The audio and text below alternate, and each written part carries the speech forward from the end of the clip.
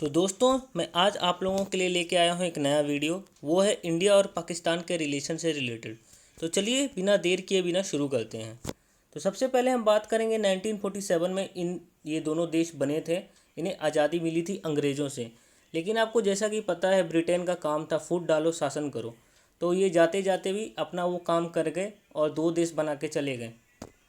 तो चलिए हम आगे बात करते हैं। तो जब ये दो देश बना के गए तो टेरिटोरियल डिस्प्यूट तो होना ही था। तो जैसा कि आप देख सकते हैं जो डिस्प्यूट्स हैं वो कश्मीर का डिस्प्यूट और जूनागढ़ का डिस्प्यूट के बारे में हम बात करेंगे अभी। तो सबसे पहले बात करेंगे कश्मीर डिस्प्यूट की। तो कश्मीर के राजा उस टाइम थे हरी सिंह। वो ना ही पाकिस्तान के साथ जाना चाहते थे और ना ही इंडिया के साथ जाना चाहते थे। वो अपना एक खुद का देश बनाना चाहते थे, जैसा कि स्विट्ज़रलैंड है वैसा ही एक वो देश चाहते थे। लेकिन पाकिस्तानियों को ये बात अच्छी नहीं लगी और उन्होंने कश्मीर पे अटैक कर दिया। तो कश्मीर उस टाइम बहुत ही वीक स्टेट था। तो उन्होंने हमारे उस टाइम के प्रधानमंत्री जवाहरलाल नेहरू जी से मदद मांगी कि उनकी हेल्प करें। तो नेहरू जी ने अपनी इंडियन आर्मी को वहाँ पे भेजा और इंडिया और पाकिस्तान के बीच में लड़ाई हुई। तो जब तक इंडियन आर्मी जाती उससे पहले ही जो कश्मीर काफ़ी बहुत सारा कश्मीर का हिस्सा जो था वो कब्जा चुके थे पाकिस्तानी, जिसे आज हम पीओके के नाम से भी जानते हैं, पाकिस्तान ऑक्यूपाइड कश्मीर। उसके बाद ये मामला चला गया यूएन में। यूएन में जाने के बाद यूएन ने बोला सीज फायर करने के लिए। तो जो उस टाइम हिस्सा पाकिस्तान के पास था आज भी वो हिस्सा पाकिस्तान के पास ही है और जो हमारे पास है वो हमारे पास ही है।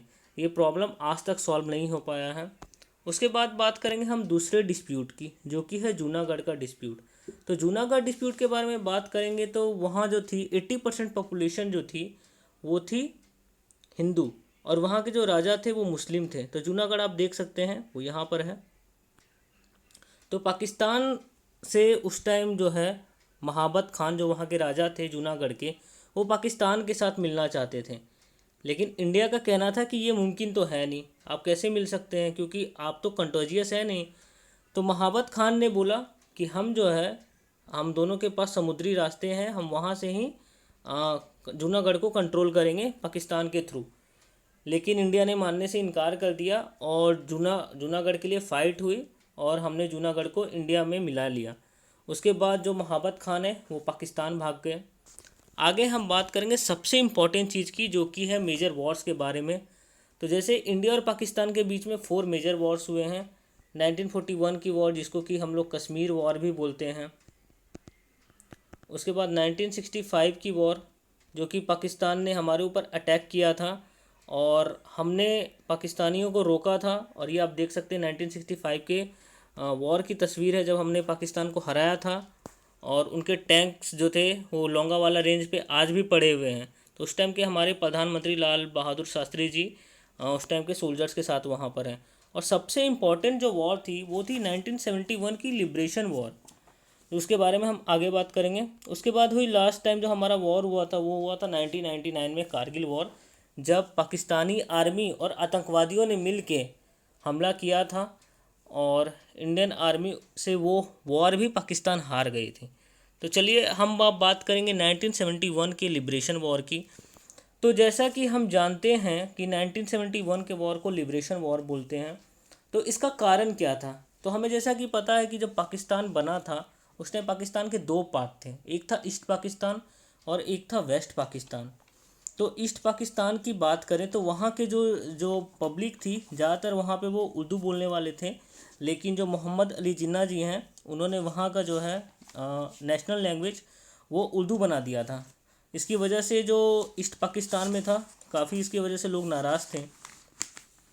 उसके बाद हुआ क्या, सबसे जो बड़ा प्रॉब्लम हुआ वो हुआ 1970 में, जब अवामी लीग ने 169 में से 167 सीटें जीत गई।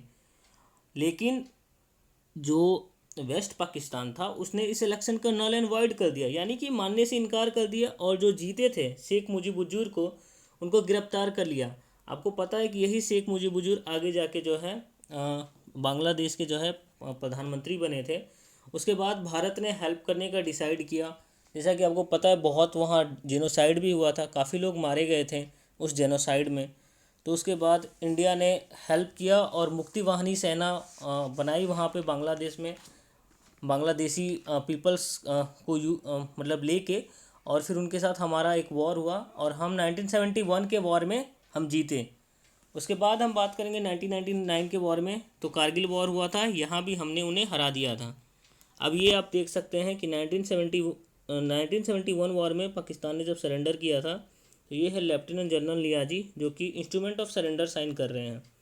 उसके बाद हम आगे की बात करेंगे तो पाकिस्तानी यहाँ भी नहीं रुके, वो भारत पे बराबर जो है वो टेररिस्ट अटैक्स करवाते रहते हैं।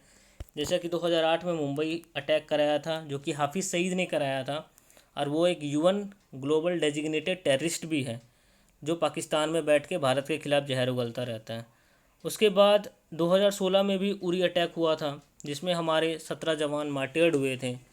उसके बाद आपको जैसा पता ही है कि 2 साल पहले पुलवामा अटैक हुआ था, वहाँ पे सीआरपीएफ के 45 जवान मार्टियर्ड हुए थे। तो हमने भी रिटेलिएशन का काम किया और सर्जिकल स्ट्राइक किया था हमने 2016 में, और उसके बाद हमने बालाकोट स्ट्राइक भी किया था 2019 में। तो यहाँ पे आप जैसे देख सकते हैं हमारे विंग कमांडर ये अभिनंदन वर्धमान जी हैं, जिन्होंने MiG-21 लड़ाकू विमान से F-16 विमान को गिरा दिया था। तो जैसा कि आपको पता है कि जो MiG-20 विमान है वो 3rd जनरेशन प्लेन है, फाइटर प्लेन है, और F-16 जो है वो 4th जनरेशन प्लेन है। उसके बावजूद विंग कमांडर वर्धमान जी ने उन्हें हरा दिया।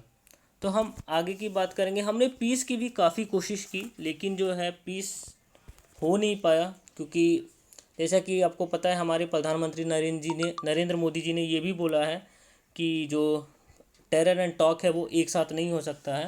तो उससे पहले हमने काफ़ी सारे एग्रीमेंट्स भी किए, जैसे शिमला एग्रीमेंट हुआ था 1972 में। उसके अलावा हमने एक बस सर्विस भी चलाई थी 1999 में, जब हमारे उस टाइम के प्रधानमंत्री थे अटल बिहारी वाजपेयी जी।